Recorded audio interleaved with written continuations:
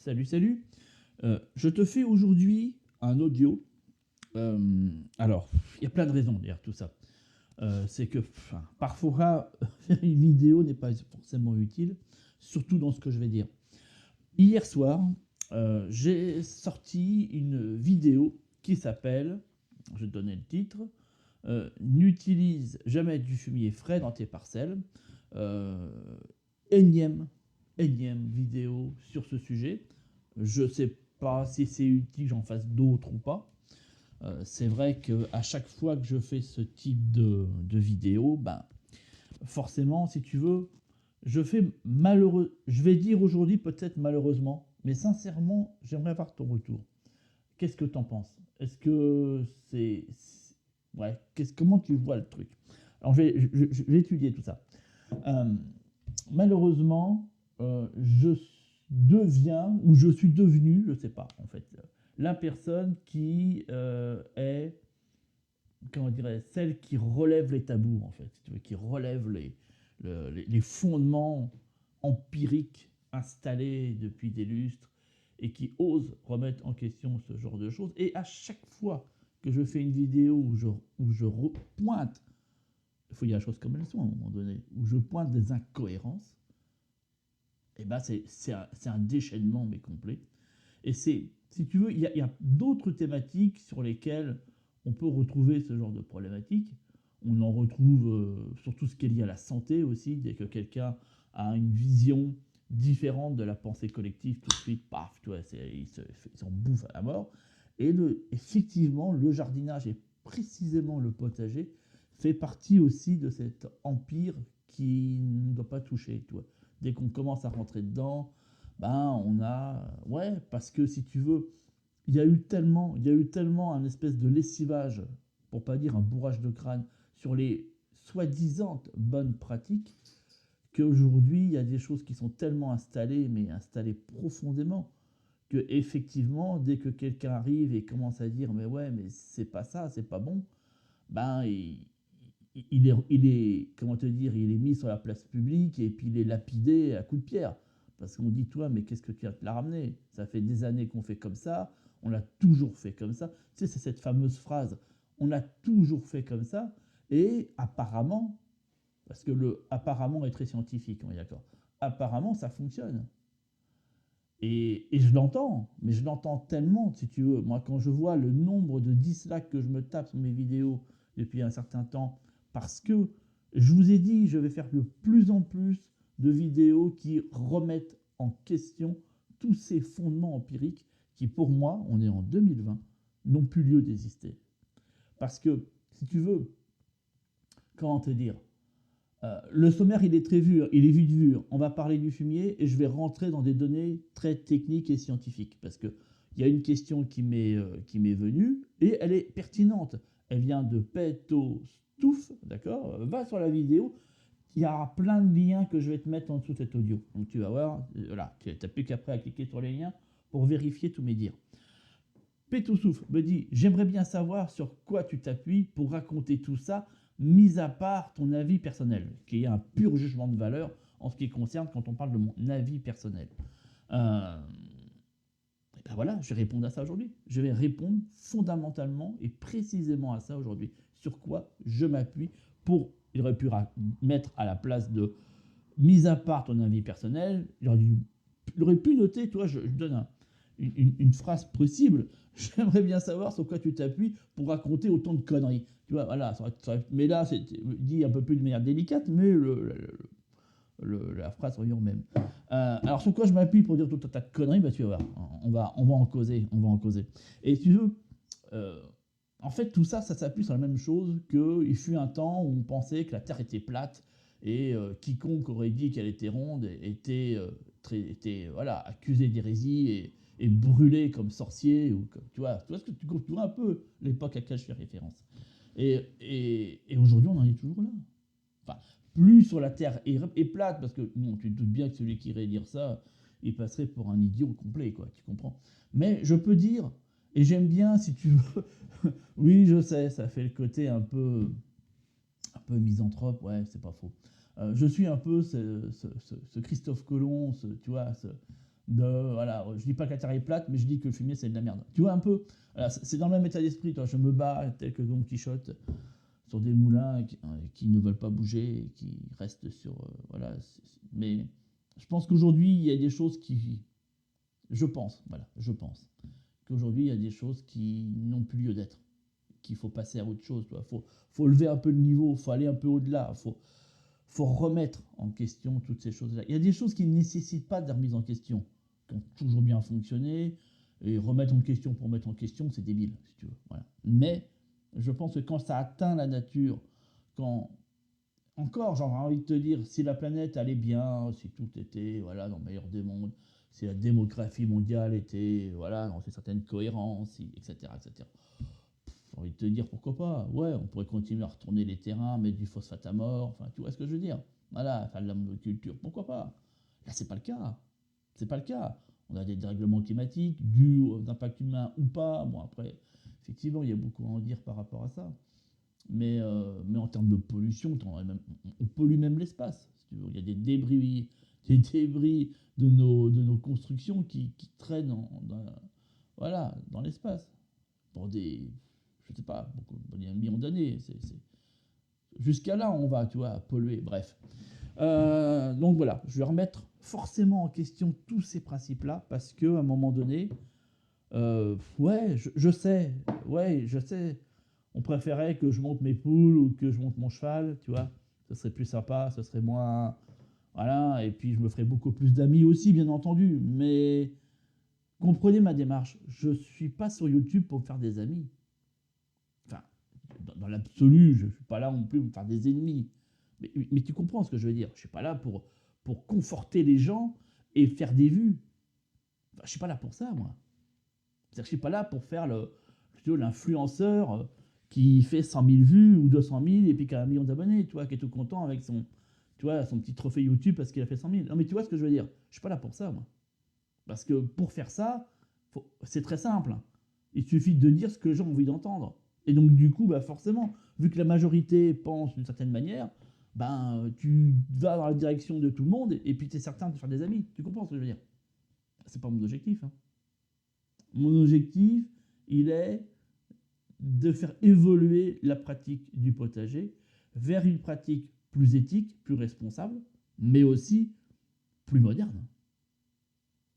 Il faut arrêter de penser que le jardin est quelque chose de compliqué, de difficile, qui nécessite énormément d'investissement, d'efforts, si tu veux, physiques, qui fatigue, machin, on a mal au dos, tout ça, c'est du passé, ça fait partie du passé. Et tout ça, je vais le balayer, si tu veux.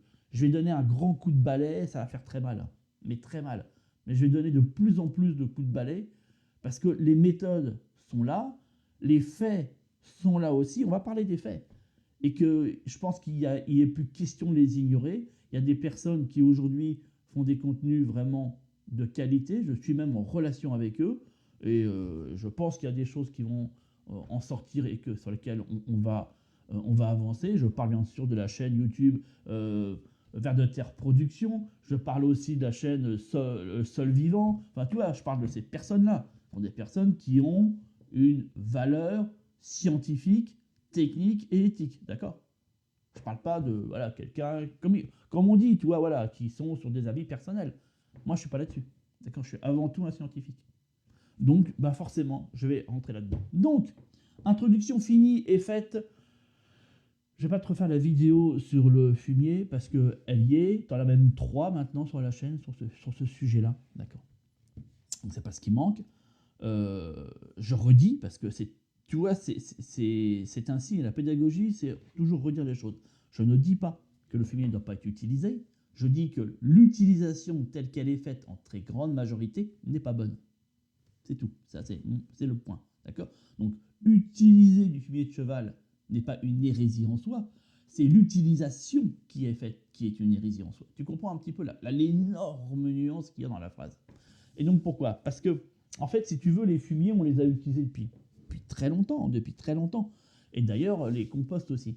La différence, elle est que le fumier est avant tout une matière qui est, comment te dire, issue d'une seule et unique, comment expliquer ça? Une seule et unique élément.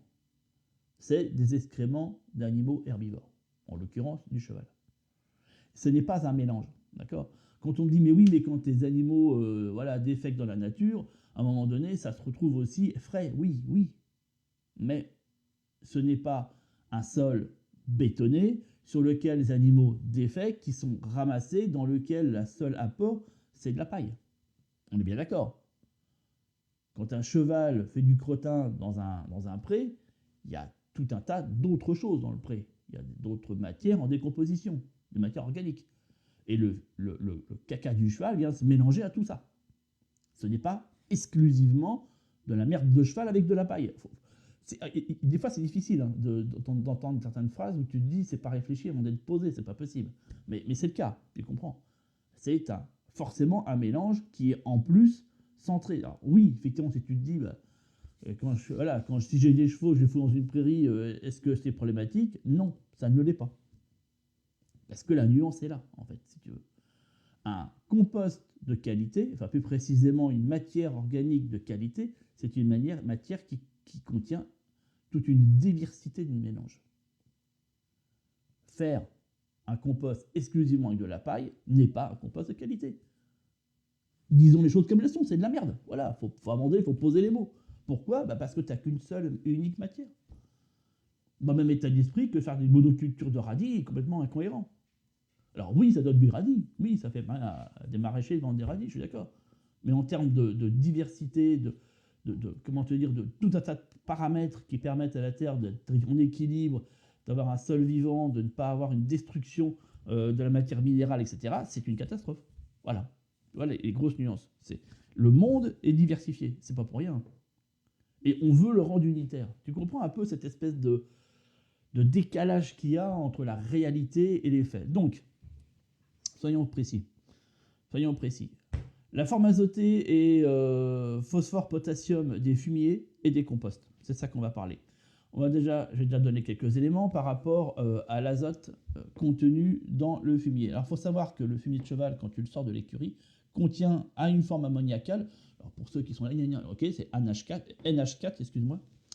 NH4 et NO3 qui sont les nitrates. D'accord? C'est la première forme que l'on va trouver en grande quantité. D'accord? Qui en plus sont extrêmement volatiles. Ça veut dire que ces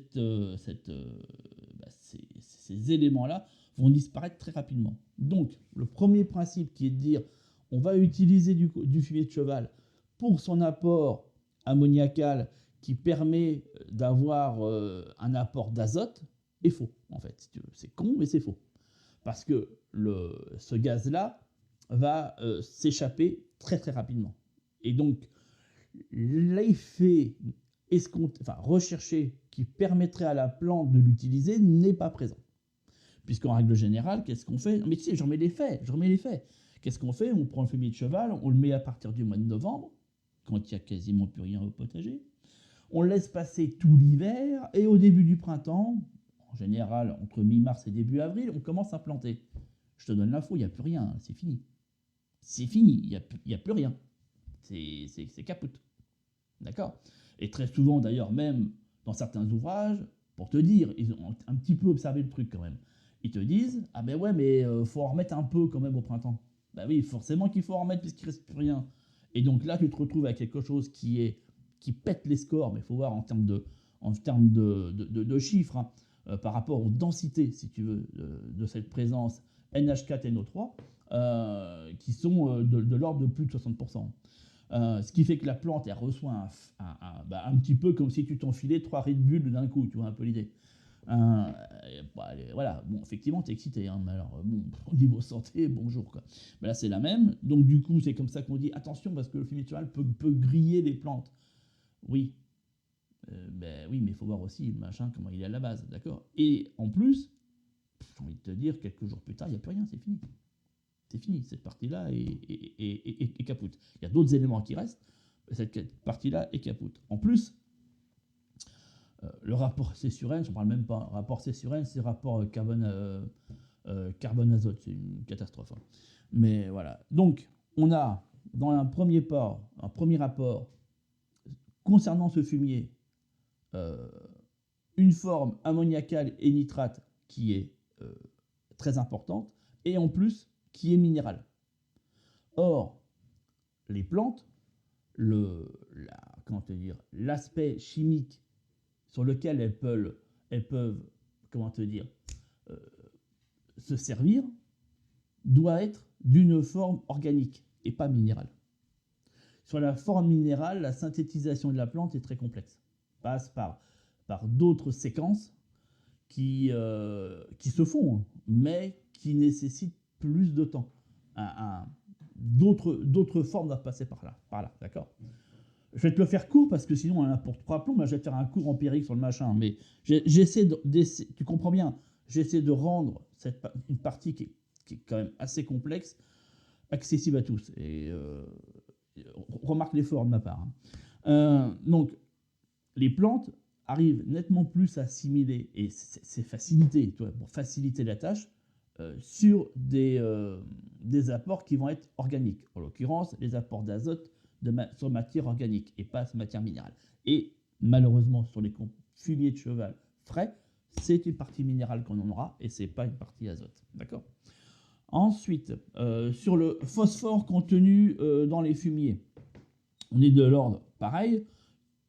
On est de l'ordre de 50 à 70% sur du P2O5, en moyenne c'est ça, alors comment te dire, alors là c'est moins enquiquinant, puisqu'on est sur une forme organique. Néanmoins, on est, comment te dire, sur un élément qui deviendra disponible, pas tout de suite, mais par la suite. C'est-à-dire qu'au départ, cette formulation moléculaire n'est pas admissible telle qu'elle l'est par la plante. Elle le devient au fil du temps. Et c'est très simple. Elle le devient pourquoi ? Parce qu'il y a de la décomposition qui est passée par là. Mais au démarrage, elle n'est pas admissible. D'accord ? Ça, c'est le deuxième point. Le troisième point concerne le potassium, en l'occurrence K2O. Et celui-ci est principalement, encore une fois, sous forme minérale. Et les quantités de potassium sont elles aussi mises en disponibilité après, si tu veux, une certaine forme de décomposition, qui va devenir admissible par la plante, mais au fil du temps. Plus rapidement, beaucoup plus rapidement que la partie phosphore, mais malgré tout, qui viendra admissible par la suite. Donc, en résumé,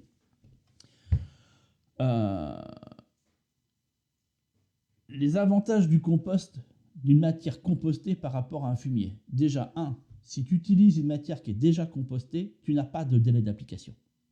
Tu vas pouvoir l'utiliser tout de suite. Et la plante va pouvoir avoir un développement immédiat. Elle peut directement commencer à pomper dedans. Ce qui ne sera jamais le cas avec un élément frais. D'ailleurs, je fais une parenthèse, c'était plutôt un pont, voire même si tu veux, un viaduc. On a le même état d'esprit avec le compostage de surface de matière organique. C'est-à-dire quand on prend des épluchures, des fans de légumes ou toute autre matière organique végétale que l'on pose sur les parcelles. On est dans le même état d'esprit que sur un fumier frais, à la énorme différence, c'est qu'au niveau de notre taux d'ammoniac et de nitrate, on est nettement plus bas, mais vraiment nettement plus bas, ce qui fait que les risques qui sont connus par rapport à un fumier frais ne le seront jamais, ne le sont pas sur un compostage de surface. Tu vois un peu l'énorme différence qu'il y a entre les deux. Ce qui fait que oui, effectivement, tu peux mettre d'énormes quantités d'épluchures sur tes parcelles. Avant de cramer tes légumes, tu as de la marge. Je vais dire, tu vas pouvoir faire des montagnes avec. Donc voilà, c'est là la différence. Mais encore une fois, les matières que l'on met fraîches ne sont pas admissibles tout de suite. Il y a toute une phase de décomposition et de digestion qui doit être faite afin que cette synthétisation se fasse. Tu comprends bien. Donc, utiliser un compost, et quand je parle de compost, c'est sur une matière végétale et purement végétale 8 mois, sur une matière qui vient d'un animal, qui provient d'un animal, on est sur 2 ans. Tu vois un petit peu la nuance. Donc, quand on utilise ce type de compost, tel que je viens de te le présenter, on n'a pas de délai d'application, ça veut dire qu'on a une utilisation directe. On a un produit qui est nettement moins polluant qu'un fumier frais, et surtout en application à l'automne, surtout à ce moment-là. C'est là où les polluants sont nettement plus importants. Je ne vais pas te détailler tous les polluants, mais tu dois t'en douter, hein.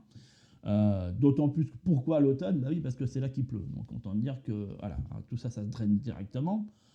Euh, on a un épandage qui est nettement plus facile et nettement plus uniforme, parce que tu as dû remarquer que quand tu mets un fumier frais sur tes parcelles, avant d'avoir un épandage uniforme, bonjour, hein, c'est des grosses boulettes, que souvent en plus sont pour certaines même sèches, donc qui vont être humidifiées et tout, enfin, c'est un carnage, avant que tout se décompose. Tu te remarques des fois même au bout d'un an, tu as encore les boulettes de merde qui sont encore présentes, je pense que tu dois voir de quoi je parle. Et tu as surtout une diminution au niveau du volume de l'épandage. Ça va être aussi un point sur lequel il va être plus intéressant d'utiliser du compost parce que tu vas en mettre beaucoup moins. Ben oui, vu qu'il est beaucoup plus uniforme. D'accord. Ensuite, et si tu veux, comment te dire, l'inconvénient que moi j'y vois par rapport à un compost que l'on, comment te dire, que l'on ramène sur des parcelles, ça c'est plus pour te finir l'histoire, c'est que la disponibilité de l'azote est difficile à prévoir. Pour une raison très simple, c'est que la partie fraîche n'est plus présente. Je vais te finir là-dessus. C'est la raison pour laquelle je préfère néanmoins orienter les gens sur un compostage de surface en mettant en place un équilibre cohérent en rapport à des matières fraîches, donc à des matières vertes et des matières sèches, d'accord, parce que dans ce cadre-là, on a une décomposition lente et diffuse sur le temps, et tous ces éléments, et surtout concernant les éléments volatiles, on a une meilleure disponibilité. Parce qu'on a une, comment te dire, les processus, les différents processus vont s'étaler sur le temps et pas être, si tu veux, condensés dans un espace-temps beaucoup plus réduit. Après, voilà, quand on démarre un potager, avoir un compostage de surface est toujours délicat, et pas forcément la chose la plus simple, et on a besoin, surtout si on passe par des lasagnes, d'un compost qui est prêt. C'est pour ça qu'au début, je conseille toujours de faire les deux, si tu veux, voilà, de lancer un compostage et d'en commencer à s'habituer à faire un compostage de surface, mettre les deux en place. Ce qui, de toute façon, par la suite, est inévitablement, in fine, ton compostage classique, tu l'abandonnes. C'est fini. Mais pour les raisons que je t'ai évoquées, et puis aussi pour une raison évidente, c'est qu'il est largement plus facile de faire un compostage de surface que de s'emmerder à remplir des bacs et à les vider. Enfin, ça paraît tellement évident, j'ai envie de te dire que... Enfin, tu vois, j'ai le sentiment ce matin de dire que des évidences, quoi. Mais bon, mais c'est le cas. C'est le cas. Enfin, de voir ceux qui prônent le compostage et qui disent « Ah ouais, mais compostage de surface... toi, je dis ça et tu verras que d'ici 3 à 6 mois, il y a plein de sbires là du potager qui vont reprendre mes paroles, mais à leur compte. Hein. J'en connais quelques-uns comme ça, qui sont très forts là-dessus. Hein, ouais, mais bon, bref. Dire, ah ouais, non, mais moi, le compostage de surface, c'est trop compliqué. Ben non, c'est pas compliqué. Ben non, c'est pas compliqué. C'est nettement moins compliqué que de faire du compost normal. Faire un compost en tas ou en silo est nettement plus complexe parce qu'il faut constamment vérifier les températures, constamment vérifier les mélanges. Il y a toujours des différenciations qui se mettent en place, soit parce qu'il y a trop d'humidité à un moment donné, soit parce qu'il n'y en a pas assez. Donc il y a toujours des principes de décomposition qui sont par couches, et avec certaines couches qui décomposent plus ou moins mal. Donc ça demande de l'attention, si tu veux à la fin, bien sûr, obtenir un compost de qualité, je parle. Hein. Bien. Bon, un compostage de surface, ça n'a rien à secouer. Le truc, il est allé à l'horizontale. J'ai envie de te dire, il y aura toujours un moment donné... c'est rare qu'il y a des problématiques qui vont se faire. Non, c'est à l'horizontale, on n'est plus à la verticale. Tu vois l'énorme différence qu'il y a par rapport au compostage classique, voilà, elle va être là. Et puis dans l'application, qu'est-ce que tu as à faire? C'est juste à foutre des épluchures, des machins, c'est tout. C'est tout, et tu laisses faire la nature, elle se débrouille avec ça. Hein. Tu comprends bien, c'est ce qui se passe dans la nature, quand les feuilles tombent des arbres, les branches, les machins, il n'y a personne qui est là pour étaler le truc. Hein. Et depuis des millions d'années, hein, ça se passe comme ça. Hein. Bien avant que l'homme se présente sur cette terre. Hein. Ça se passait comme ça. Et personne n'était là pour aller mélanger les couches, hein, tu comprends bien. Hein.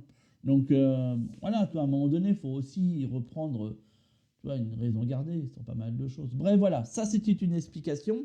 Je te mets plein de liens derrière. Si tu veux, voilà, la fameuse phrase sur quoi je m'appuie pour machin, je m'appuie de Agri Réseau, qui est un réseau au niveau de l'agriculture et l'agroalimentaire, en agriculture écologique. Voilà. Ça, tu as le point. Il y a énormément d'informations qui sont contenues là-dedans. Je suis aussi en relation avec eux. Et tu as plus d'un demi-documents, il y a quoi faire.